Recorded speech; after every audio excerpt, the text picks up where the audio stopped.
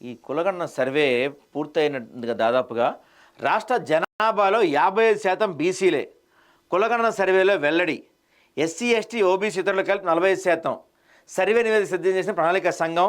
దీనిపై నేడు కేబినెట్ మీటింగ్లో చర్చించే ఛాన్స్. రైతు భరోసా, రైతు కూలీలకు సాయం, ఇందిరమ్మ ఇళ్ళు, రేషన్ కార్డులపైన కీలక నిర్ణయాలు తీసుకునే అవకాశం. ఈ కులగణన సర్వే పూర్తి అయిపోయిందంట. మా ఇంటికైతే ఎవరు రాలేదయ్యా ఇంతవరకు.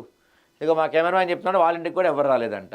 మరి కులగణన అయిపోయింది, దాదాపు 55% బీసీలు ఉన్నాయని చెప్తున్నారు. ఇదేదో ముందే చెప్పుంటే మీకు మీరే మార్కులు వేసుకుంటామని చెప్తే అయిపోయింది కదా. దానికి మళ్ళీ ఎనిమినేటర్లను పెడతాం, వాళ్ళని పేపర్లు పెట్టాం, దానికి ఒక పెద్ద వ్యవస్థ ఉంది. కబుర్లన్నీ ఎందుకు? మా ఇంటికి అయితే ఒక్కడొచ్చి మా కుల వివరాలు తీసుకోలేదు. నాకు తెలిసిన వాళ్ళు ఎవరికీ జరగలే, ఎవరింటికి రాలే హైదరాబాద్లో. మరి పూర్తి అయిపోయిందంటే 50% బీసీలు కూడా ఉన్నారని చెప్తున్నారు. దీంట్లో రాష్ట్రంలో బీసీల జనాభాపై స్పష్టత వచ్చింది. మొత్తం జనాభాలో 55% మేర బీసీలను తెలిసింది. ప్రభుత్వం చేపట్టిన సమగ్ర కులగణన సర్వేలో ఈ విషయం వెల్లడైనట్టు సమాచారం.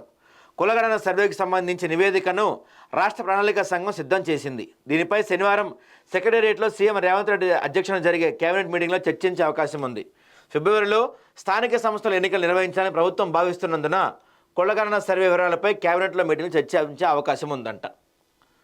సో ఫిబ్రవరికి వెళ్ళింది ఎలక్షన్స్, స్థానిక సంస్థల ఎలక్షన్స్ సంక్రాంతికి ఉంటాయని చెప్పాక ఫిబ్రవరికి వెళ్ళిందంటే ఇప్పుడు మొత్తం మీద అయితే కులగణన పూర్తి అయిపోయింది. 50% బీసీలు ఉన్నారని కాంగ్రెస్ పార్టీ డిక్లేర్ చేసేసినట్టుంది ఆల్మోస్ట్గా.